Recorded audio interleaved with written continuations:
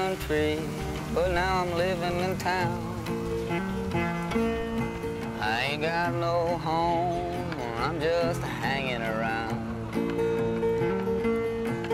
Well, I cook my brown rice over an open flame.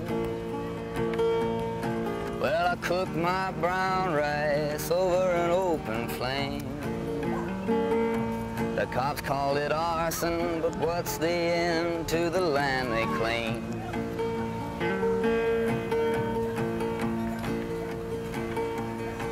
Well... Chaco. Hey, Stringy. Did they hurt you? Good. I'm glad you escaped. I repaired Perch and rugs, and they're the hardest people to deal with, and everything was aggravation. It wasn't fun.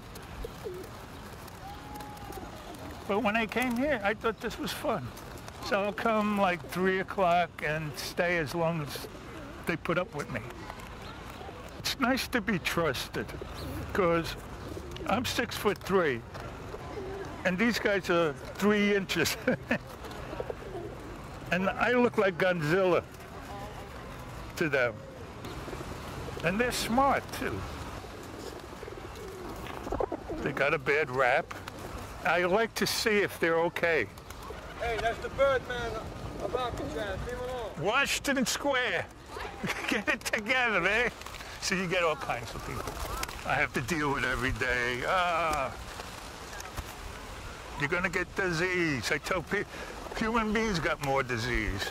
So I ain't gonna talk to the human beings. Does that mean I can't go to talk to them? I should have been dead already. This kid had to fly pigeons. I had like 3 pigeons on the roof. Me and my brothers, and that's when we was young. Did you have a coop up there? Oh, no kidding. And I'm gonna tell you, and we didn't die from it, you know what I'm saying? So, hey, we will brainwash them, like put them in the coop for like 2 weeks, just keep feeding them, and then they get attached. And then we have a long bamboo stick with a red flag, different color flags. And we would wave the flags like this, and the birds would follow. We had birds that tumble, birds that fly. Yeah. Yep. But we'd have a lot of the little baby nests inside the coop. Yeah. And we would leave the mothers, we would leave them in there. You know, and we would have like, in the wintertime, we would put like a heater in there to keep them warm, you know. Oh, you're good, man. It was fun, though. In a way, it was relaxing. Oh, to me, if the kids would have stuff like that today, yeah, I don't think they would be as violent as they are. Well, I try to teach the kids, you know, when they come and all that. After school, they just stop and stare. Well, we would look forward to coming in from school, but we would run up to the roof, then stop in the house first. Then we would run up to the roof to check out birds. Get your food. Yeah, and then when it started, when the fire department started coming, they wouldn't even say nothing. They would take the whole pigeon coop. No. I swear to God, pick up the whole pigeon coop. When you're in school, you don't know. You come home, they threw the whole pigeon coop off the roof, down into the back alley with all the pigeons inside, and you find them dead. Or broke up inside. That's what they was cool back then. In the 70s, it was really bad because when the landlords would complain. And up in the Bronx. Yeah, and they would just push the whole coop off the building. They could say, you know, get the birds out. If you let them out, they'll run around free and find another home. Yeah, you can't go on the roof. Yeah, you can't go on the roof anymore. So they lock all the roofs. But before, when you was a kid, you had the freedom to go up there. You know, but now, forget about it. Everything is so Well, changed. you know, I live on the 5th floor on Bleecker Street, on the top floor, and I feed the birds on my windowsill, you know, and now they want to evict me. Wow. Because I'm rent control. Yeah, that's why they want to do that. You know, I have birds like little mourning doves walking in, you know, when it's like thunderstorms. My window's always open, and they'll come in and sit on my shower stall until the weather's over. Then in the morning, they'll jump out the window. Bye! But they're really cool, you know? See, I can't walk a dog 5 flights up and down. I got a bird. That's my solution. I keep, because they live on the roof.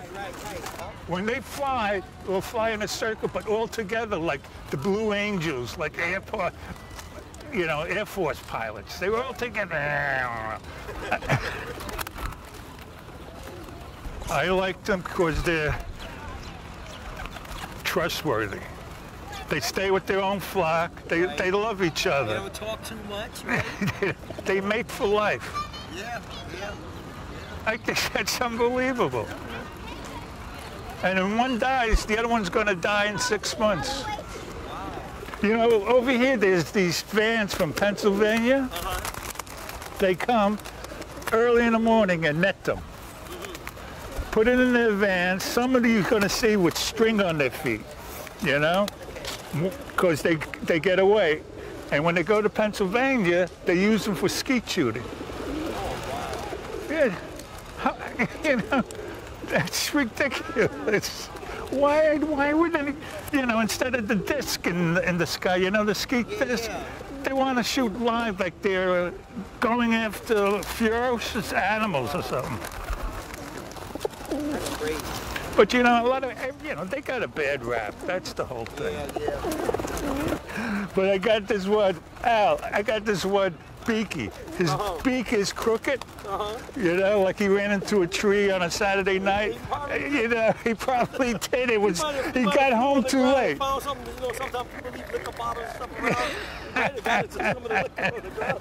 But his beak is crooked, and when he eats, he dribbles. Wow. You know?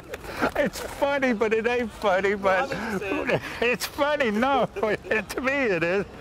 Are you on your lunch break? I'm always on my lunch. No, you're always hanging out. You know, strangely enough, I recognize all of them. Al, how long did they live for? 10 years? It all depends on how they eat.